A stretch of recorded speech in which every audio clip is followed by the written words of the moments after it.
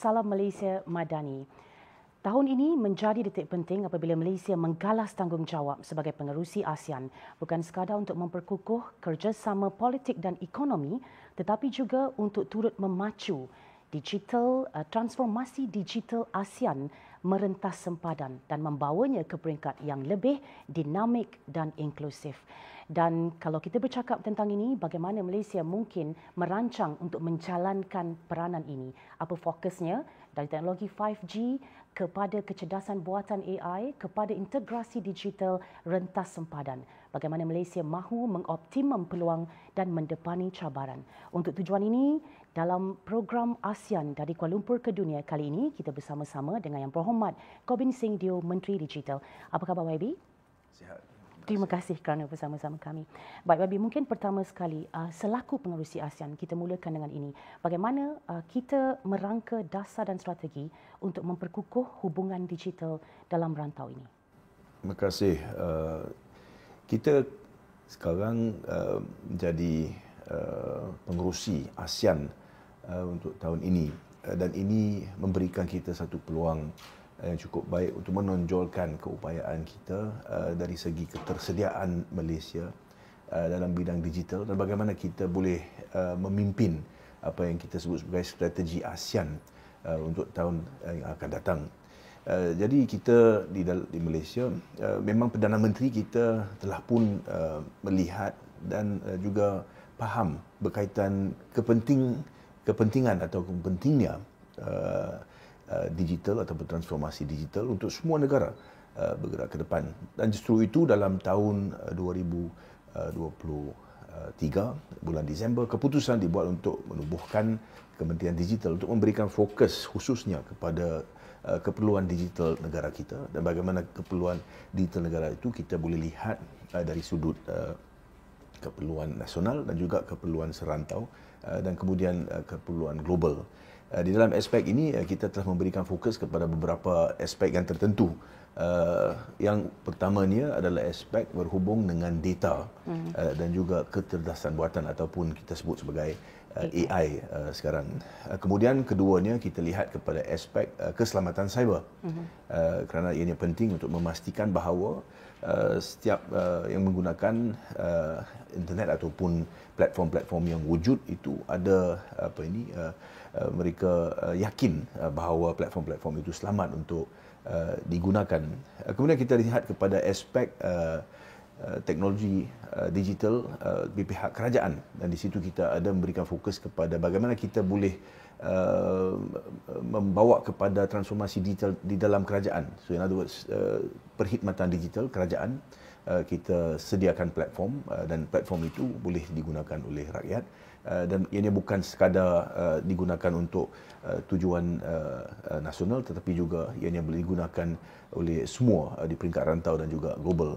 Kemudian kita lihat bagaimana kita boleh mewujudkan apa yang disebut sebagai bandar pintar, smart cities, yang boleh menggunakan teknologi digital ini untuk kebaikan rakyat kita, dan bagaimana kita juga dapat lihat kepada perkembangan bandar-bandar digital di serantau dan juga global, dan bagaimana kita boleh pastikan bahawa kita ada teknologi yang bukan sekadar sebaik tapi mungkin lebih baik daripada apa yang kita lihat di peringkat serantau dan global.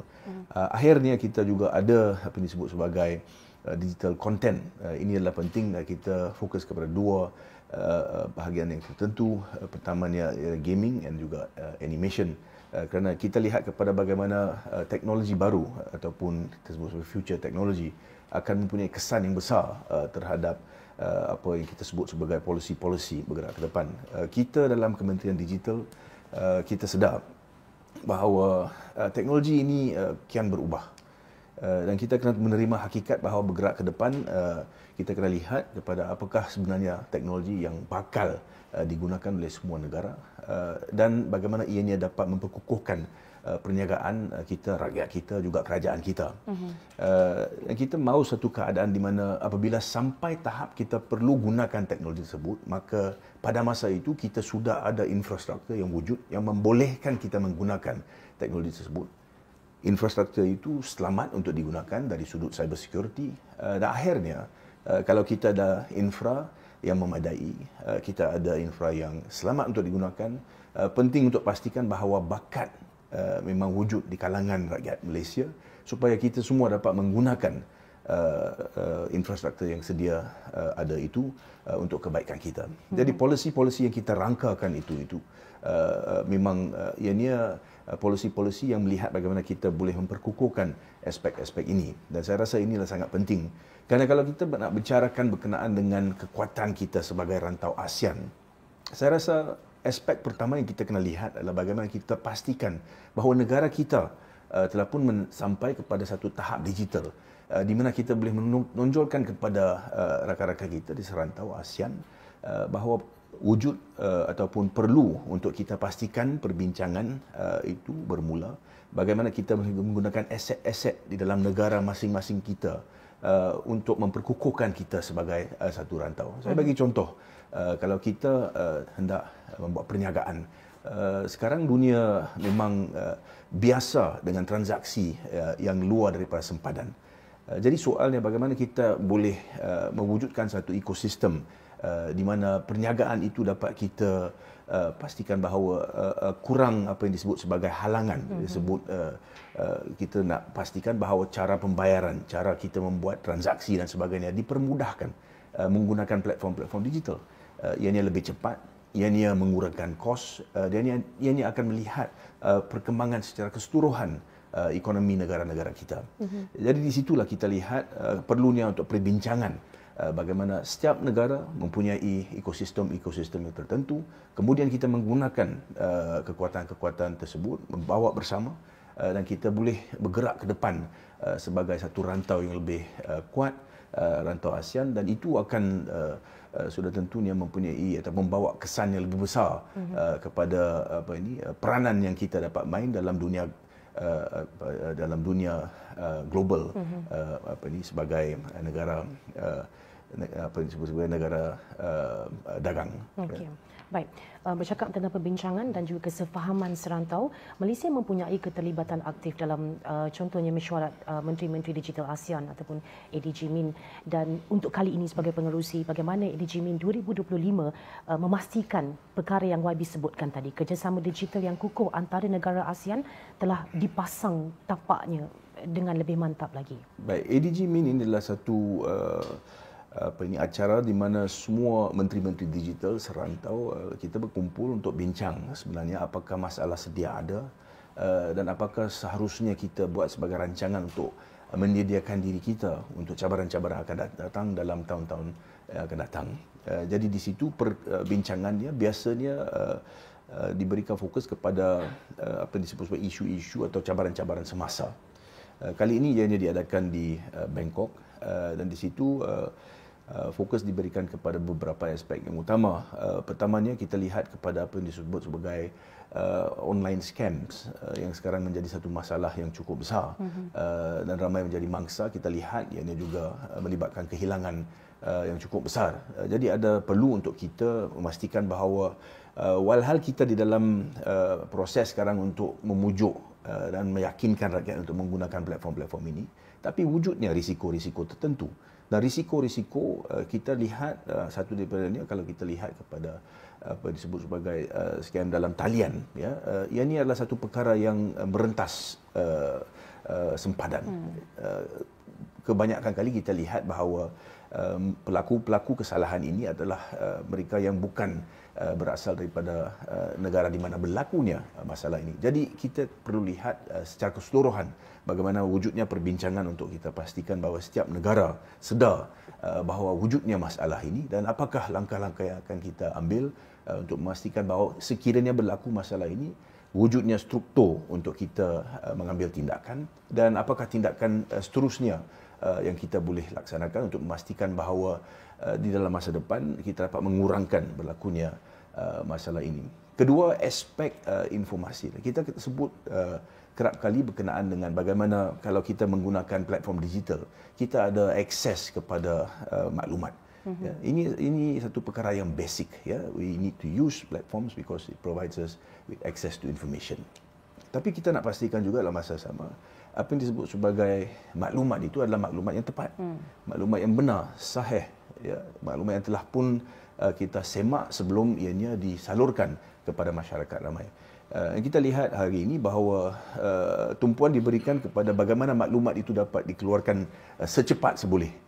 Di situ kemungkinan berlaku maklumat itu tidak tepat atau maklumat yang digunakan itu adalah maklumat yang jelasnya salah.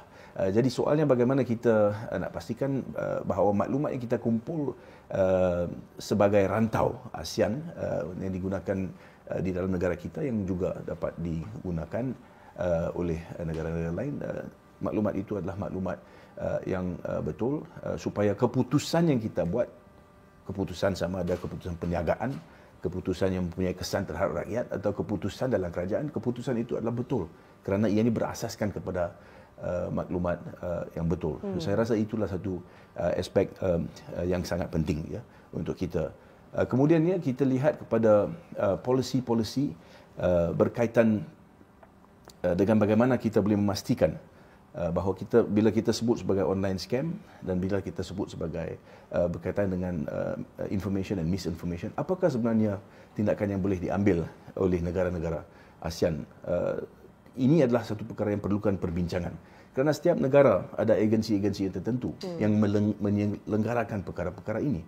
Jadi kita kena pastikan bahawa kita ada platform yang boleh menghubungkan setiap negara-negara. Jikalau ada masalah-masalah yang tertentu, maka sudah wujudnya pihak-pihak yang kita perlu menghubungi untuk menjadikan atau mengatasi masalah-masalah ini. Kemudian kita lihat ke depan, bagaimana kita boleh memastikan bahawa setiap negara ada rangka yang sekarang telah pun kita tubuhkan untuk melihat supaya bergerak ke depan. Platform-platform yang kita wujudkan itu, platform-platform yang kita akan menggunakan, meyakinkan rakyat untuk gunakan itu adalah selamat untuk digunakan, boleh digunakan dan akan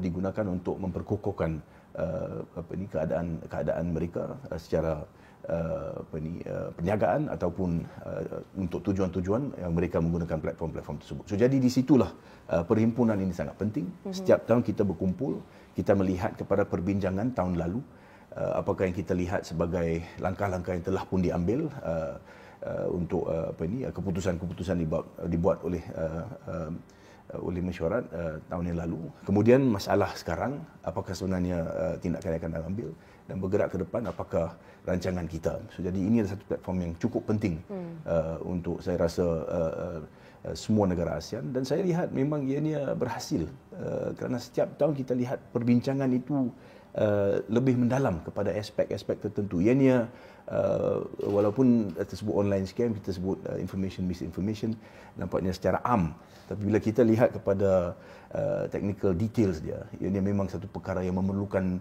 perbincangan yang mendalam. Kita sebagai menteri kita hadir, tapi dalam masa yang sama setiap kementerian kita ada kumpulan-kumpulan yang mereka ini working groups yang seringkali membincangkan masalah ini dan membuat persiapan untuk mesyuarat-mesyuarat ini setiap tahun. Okey.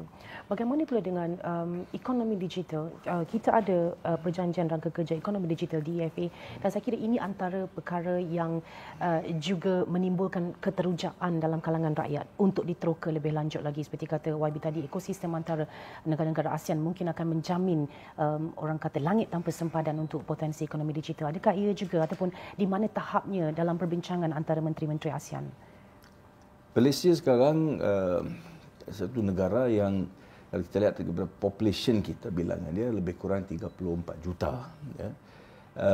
Memang dengan 34 juta rakyat Malaysia ini, kita lihat bagaimana kita boleh memastikan bahawa tidak ada sesiapa yang tertinggal apabila kita sebut berkenaan dengan ekonomi digital, peluang pekerjaan dan sebagainya. Ini di dalam negara kita. Kalau kita lihat dari sudut ASEAN, bawa bersama semua negara ASEAN bersama, kita ada apa yang disebut sebagai population sebanyak lebih kurang 700 juta orang.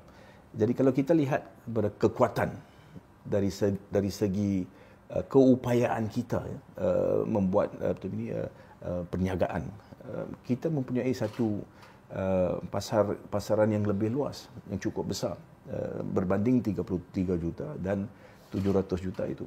So di situ kita dapat melihat kekuatan dia. Bagaimana kalau ada apa yang disebut sebagai satu kebersamaan, kita ada satu kumpulan yang bergerak sebagai ASEAN, maka di situlah kekuatan kita. Dan kita juga kena lihat kepada kita kena lihat kepada angka-angka yang telah pun diberikan kepada kita. Menurut beberapa kajian yang sedia ada, ekonomi digital peringkat ASEAN dijangka melihat tumbuhan sebanyak ataupun dijangka melihat disebut sebagai keuntungan lebih kurang 2 trilion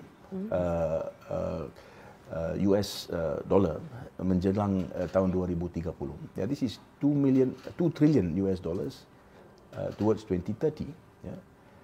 Ini adalah angka yang diberikan seandainya kita ada perjanjian, persefahaman di mana ada kerjasama di antara semua negara ASEAN.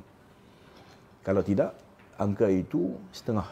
Angka itu mencecah 1 trilion US dollars sehingga 2030. Maksudnya, kalau kita bergerak ke depan menggunakan cara yang lama, kita akan melihat target sebanyak 1 trilion US dollars lebih kecil di dalam 5 tahun yang akan datang. Maksudnya kita akan kehilangan kesempatan kita untuk melihat keuntungan 2 kali ganda. Yeah. Lagi 1 trilion US dollars. Kalau kita ada perjanjian yang memberikan fokus kepada beberapa aspek tertentu, ya. Pertamanya, kita nak pastikan semua negara mewujudkan infra yang membolehkan rakyat mereka menggunakan platform digital. Itu satunya. Kemudian kita pastikan bahawa setiap negara ada beberapa polisi ataupun tindakan yang memastikan bahawa perniagaan mereka menjadi perniagaan digital, khususnya e-invoicing dan sebagainya. Ya. Mereka menggunakan juga platform-platform digital banking dan sebagainya untuk memudahcarakan proses pembayaran. Kita pastikan bahawa setiap negara itu mempunyai sistem keselamatan cyber yang mencukupi supaya kita dapat meyakinkan rakyat kita bahawa kita membuat ataupun melaksanakan perniagaan dengan rakan-rakan ASEAN kita, ianya selamat. Ya. Itu hanya setakat beberapa contoh yang saya berikan. Tapi di situlah kita lihat kalau kita ada perjanjian, setiap negara ini membuat persiapan di negara-negara mereka sendiri untuk memastikan bahawa mereka ada ekosistem yang membolehkan kita membuat perniagaan bersama dari sudut rantau ASEAN. Di situlah kita dapat secara keseluruhan melihat perkembangan ekonomi kita di peringkat ASEAN yang lebih kukuh untuk 5 tahun yang akan datang. Seperti mana saya katakan, if we are able to do that, we are going to be able to see an extra 1 trillion US dollars in terms of economic potential towards 2030. So ini adalah satu perkara yang cukup penting. Jadi DEFA ataupun Digital Economic Framework Agreement adalah satu perkara yang telah pun kita bincangkan. Memang perkara itu telah pun dibincangkan beberapa tahun. Terdapat masalah-masalah tertentu. Semua negara berlainan. Ya, jadi ada negara-negara yang lebih kuat dalam aspek-aspek tertentu. Ada negara-negara yang kurang bersedia dalam aspek ketersediaan konektiviti mereka. Ya, mereka memerlukan masa kerana konektiviti ini adalah satu perkara yang memerlukan masa untuk kita memastikan bahawa seluruh negara itu ada kemudahan internet dan sebagainya. Jadi setiap negara ada cabaran-cabaran yang lain. Ya. Jadi bergerak ke depan, soal dia bagaimana kita berpastikan bahawa kita dapat bermula ya, dengan secepat seboleh. Dan saya rasa itu adalah fokus yang kita berikan di dalam kepengurusian kita di Malaysia tahun ini. Kita nak bincang, baik kalau ada negara-negara yang tidak bersedia, bolehkah kita lihat kepada satu mekanisme di mana kita teruskan dulu dengan negara-negara yang sudah bersedia, ataupun adakah pilihan-pilihan yang lain, option-option yang lain. Kerana apa yang kita lihat adalah masa itu memang time is of the essence yang dia kata. Kita kena bergerak secara pantas dan saya lihat perbincangan ini sudah ada pemahaman betapa mana kekuatan yang kita dapat lihat sekiranya kita ambil tindakan ini, kita faham. Soalnya bagaimana kita nak bergerak ke depan. So dengan kepengurusian ASEAN ini, Saya lihat Perdana Menteri kita, Datuk Seri Anwar Ibrahim, memang beliau mempunyai hubungan rapat dengan pimpinan-pimpinan negara-negara ASEAN. Itu menjadi kepada saya satu kekuatan kerana apabila ada persahabatan itu, perbincangan itu membolehkan kita menyelesaikan masalah-masalah awal, dan saya lihat ini adalah satu peluang yang baik untuk kita pastikan bahawa perjanjian DIFA ini kita laksanakan dengan secepat seboleh, dan kita akan melihat impak perjanjian ini kepada ekonomi bukan Malaysia saja tapi serantau kita dalam masa yang terdekat. Okey. Ekonomi digital, perang kita terhadap jenayah siber dan juga berita-berita palsu, mungkin juga teknologi pendaya-upayaan infrastruktur seperti teknologi 5G dan sebagainya. Ini antara perkara-perkara yang berkisar di bawah skop tanggungjawab YB sepanjang tempoh kepengursian ASEAN ini. Kalau mungkin dalam masa 5 minit terakhir ini kita boleh bercakap tentang apa yang YB, apa yang Malaysia mahu lihat untuk ASEAN dalam aspek-aspek ini, mungkin dalam tempoh 5 tahun, 10 tahun akan datang. Pertamanya kita kena lihat kepada teknologi yang kian wujud. Kita kena faham bahawa teknologi itu akan berubah. Dulu kita sebut berkenaan dengan 5G, kemudian kita sebut berkenaan dengan AI. Sekarang kita sebut berkisar kepada Gen AI dan sebagainya. Dan ini akan berubah. Jadi kepada saya soalan yang paling penting yang harus diberi keutamaan sekarang adalah ketersediaan kita. Ya, kita semua tahu digital ini sangat penting. Ianya akan memperkukuhkan, memperkasakan perniagaan kita, rakyat kita, bagaimana kita memimpin satu negara dan sebagainya. Tapi untuk memastikan bahawa kita dapat mengambil bahagian dalam dunia digital yang baru ini, setiap negara kena memastikan ketersediaan mereka. Jadi di sini kita lihat kepada infrastruktur. Kepada saya dalam tahun 2018-2019, masa itu saya jadi Menteri Komunikasi, saya memberi penekanan kepada bagaimana kita nak pastikan bahawa seluruh Malaysia ini mempunyai akses kepada internet. Dan internet itu harus menjadi internet yang berkualiti tinggi dan juga kosnya patut kurang supaya semua dapat menggunakan internet.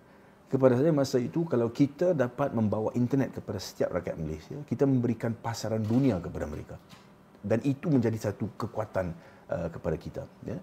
Dan kita lihat sekarang lebih kurang 7-8 tahun kemudian, kita lihat itu menjadi aspek yang saya sebut sebagai infra asas. Dan dengan menggunakan infra itu, kita dapat menggunakan teknologi baru seperti AI. Jadi kalau kita ada AI sekarang, soal dia bagaimana kita boleh membawa kepada masyarakat keseluruhan, ya, memberikan kepada mereka pencerahan. Soal dia, teknologi wujud. Kalau kita tidak menggunakan teknologi tersebut, maka kita akan ketinggalan. Ya? Kita lihat kepada aspek perniagaan misalnya. Dalam perniagaan, kita bukan buat perniagaan sendiri. Kita ada ramai yang buat perniagaan. Ya? They become our competitors. Jadi kalau kita tidak menggunakan digital, mereka menggunakan digital, maka mereka akan ke depan. Itu menjadi masalah kepada kita. Jadi soalnya bukankah kita hendak menggunakan teknologi baru. Kita mesti menggunakan teknologi baru.